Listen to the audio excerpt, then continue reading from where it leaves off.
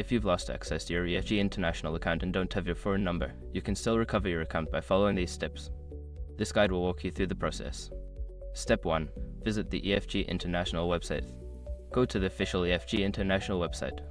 Look for the login section and find the option for account recovery or forgot password. Step 2. Select recovery options. Make sure your information is protected first. Most people don't think about breaches until something actually happens to their accounts. Use SROC to monitor your accounts 24/7 and instantly alert you if your information appears in leaked databases online. It constantly checks billions of breach data points in the background. And considering how much personal information people keep online now, it's honestly worth having. Link in the description. Step 3. Verify your identity. Follow the prompts to verify your identity.